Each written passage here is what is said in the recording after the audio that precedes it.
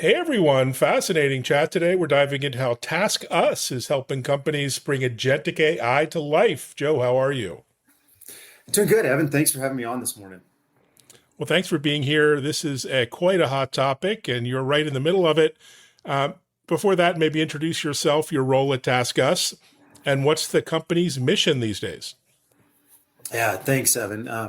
The Senior Director and Head of CX and Digital Transformation here at TaskUs, and we help our clients and organizations reimagine how they deliver customer experience, really for some of the world's leading brands. That involves combining humans and technology to deliver great customer experiences that transform the way our clients do business.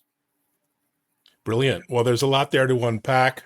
Uh, Maybe walk through how exactly TaskUs helps clients deploy AI, agentic AI in production. What does that look like, on the ground? Yeah, thanks, Evan. Agentic AI has been one of the hottest topics in business over the last year or so. And at TaskUs, we're taking an interesting approach. We have helped some of the world's leading brands over the last 17 or 18 years deploy our teammates to Mm, provide customer experience and customer support services for their customers. We're taking those same learnings that we have being operational experts for our clients, recruiting, training, hiring teammates, building processes and policies, and employing that same expertise to train and deploy AI agents on behalf of our clients as well. And this is really the next evolution in customer experience. It's going beyond those deterministic chatbots and IVRs that say, press one to get to this queue or press two to speak to an agent. We're building really interactive AI that can take action on behalf of customers and resolve inquiries.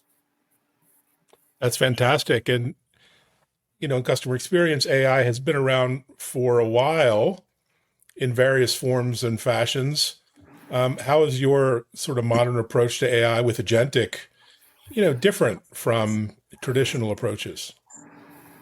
Yeah, and this is, ChatGPT created a lot of frothiness in the AI market 3 years ago when it was first launched. And there were a lot of applications that came around and ended up being a wrapper on top of an LLM. Mm, We saw some traction in the market with some of those, but the the next evolution in agentic AI is actually allowing us to go beyond content synthesization and creation and move toward taking action. We're proud to partner with a couple of leading software platforms in the space, Decagon and Regal, and adopt their solutions and deploy those on behalf of our clients.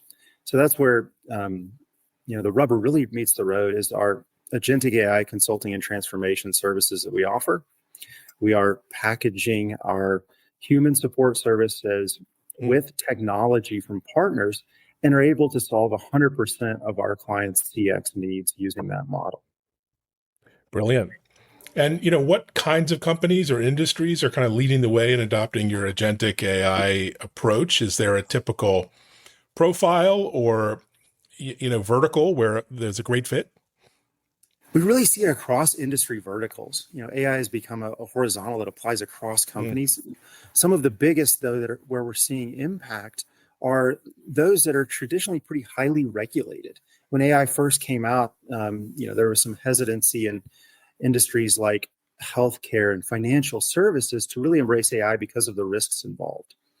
With agentic AI in place now and the ability to define very specific guardrails and safety standards, escalation pathways for when a human should be involved, we're able to see success in the more regulated industries now too. fantastic. You mentioned a couple of partnerships there. Maybe describe the arrangement there, the tech players you're collaborating with. How do these solutions come to life with you leading the way? Yeah, we're really excited to partner with Decagon and Regal, who have best-in-class agentic AI software platforms. We rely on them as the builders of the technology and then Mm, act as a system integrator and partner for our clients to mm, help them deploy that technology across their enterprise and at scale. Really, we find that um, clients who are and companies who are trying to build technology on their own um, are not able to really have the impact as quick as they would like. And so that's why we turn toward platforms out there in the market that are demonstrating success and that we know we can deploy quickly and at scale and have a measurable impact, in a time frame we measure in weeks as opposed to months or quarters. Brilliant. And so it is quite easy for AI to go off the rails, as we've seen many times, even in production. And just as users personally, we've all seen it, hallucinations and beyond. Talk about your approach to kind of safety by design, your principle there, but also what does it look like in practice in the real world? Yeah, embedding safety, human oversight, and the right guardrails in any deployment of AI is key to getting it right and developing trust amongst the users of those platforms. So I think it first starts with selecting the right use cases. Which ones are ripe for automation versus which ones have more risk or require more human judgment and more EQ that AI probably shouldn't touch. So we build the escalation pathways in place to make sure that those specific use cases that are kind of human only ones are going to reach a human. AI is not going to try to automate or touch those. Next, we have the guardrails in place that are set up to kind of monitor the interaction and make sure that AI agents stay on topic, are not prone to any sort of prompt injection or kind of bad actor attacks. And then after the fact, we employ rigorous reporting and monitoring solutions where people are looking at the results on a regular basis. There's human evaluation of those and monitoring so that we understand should anything need to be adjusted, we're able to go back and fine tune the solutions. Fantastic. And, tell us about the human workers in the mix. How has Agentic AI kind of reshaped their roles and what's been their reaction to this new paradigm? Evan, I'm glad you asked. This is really the most exciting part of the transformation. As AI takes on the more simple contact types, kind of the tier 0, tier 1, things like help me reset my password or where's my order. These are issues that are easy to automate. They don't provide a lot of value through having a human in the loop where that human empathy and judgment can really shine. So our teammates are excited to be transitioning toward those more complex interactions, things like white glove support, VIP or premium offerings, or sales and retention work that we do that really require a lot more judgment, empathy, and nuance in the reaction that only a human can provide. And so we see a significant portion of our workforce moving toward those more complex roles. We're employing a lot of upskilling programs and training on how to use AI, even within those roles, to help our teammates succeed. Fantastic. At the end of the day, it's all about business results, and there's been lots of talk around cost savings and productivity savings. But what are the actual results you're seeing, with companies from adopting your agentic AI approach? Yeah, the most exciting thing, Evan, we're able to do is combine our human plus technology solutions into a cohesive model. And this allows us to change the dynamic on the commercials.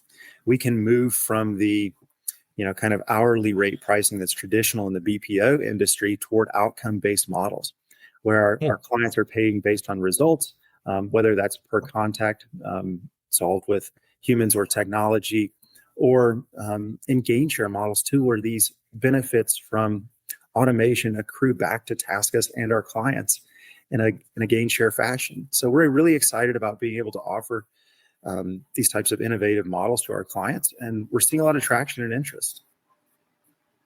Fantastic. There are a lot of misconceptions about agentic AI, and including that, this is like a science project. It's really not ready for prime time. I think you might be proving that wrong. What are the misconceptions that you see out there? How do you tend to address them? I think one of the biggest misconceptions is that agentic AI is here to solve everything.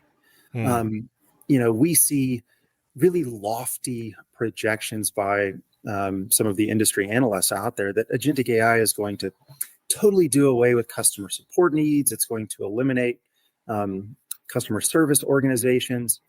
It's really not. While it may solve a portion of kind of the simple contact types, there's always the need for humans behind the scenes to make sure that they are managing those agentic AI solutions, forcing them to improve on a continuous basis, taking those insights gained by agentic AI and feeding that back into the overall customer experience ecosystem. The user experience, the customer journey, the product roadmap for our companies. There's a lot of information to be gained from those insights that agentic AI generates, and having humans who are in place to evaluate and create a feedback loop based on those results is always going to be super important. And so the role of humans is not going to go away anytime soon. Fantastic. Good to hear. So a lot of companies are still in a traditional contact center, CX model, haven't yet taken the leap into AI or agentic, to say the least. How would you suggest they start down this journey? What is a good practical first, second, third step to get started? Yeah, Evan, I think some companies approach it with caution and say, look, I'm only going to pick a very small area to start and deploy the technology. I would actually challenge those listening out there to think big. If we pick off, very small use cases or pilots, should those succeed, and when they do, once we move to scale, then you won't see the same ROI as you deploy a solution more widely. If the use case isn't going to have the kind of broad scope of impact across your organization. So, a good example is, you might try to automate a customer, contact reason or your use case that has 2% of your contact volume. Well, if you successfully do that, you may have automated 2% of your contact volume. But if you deploy an AI agent that is seeking to automate a use case that has 40% of your contact volume, that's the use case to start with. Maybe you only deploy it on a subset of that initially to gain confidence and fine tune the AI agent and the prompt to make sure it's getting the results right and manage the expectations. But start with a drip of the contact volume on that major contact driver, and then scale toward larger volumes within that contact type, and you see a much greater ROI at the end of the day. Fantastic. Great advice. So what's next for TaskUs? What other kind of opportunities or technologies are you exploring over the next year or two? I won't ask for longer than that, given how fast things are changing. Yeah, Evan, it's amazing how fast the industry is moving. Trying to stay on top of all the new developments is almost a full-time job in and of itself. But, we'll continue to deepen our partnerships with Regal and Decagon. We're really excited about their product roadmaps. We will continue to invest in our agentic AI consulting and transformation practice to bring deeper expertise to our clients across industries. And we're excited to also be able to offer those, alternative commercial models like I talked about. Well, exciting times. It's going to be a busy 2026, to say the least. Congratulations on all the success so far. Onwards and upwards. Thanks, Evan. We're excited to ride the rocket ship. Absolutely. And thanks for listening, watching, sharing this episode, everyone. And be sure to follow us at techimpact.tv as well for the TV show on Bloomberg and Fox Business. Thanks, Joe. Thanks, everyone. Thank you, Evan.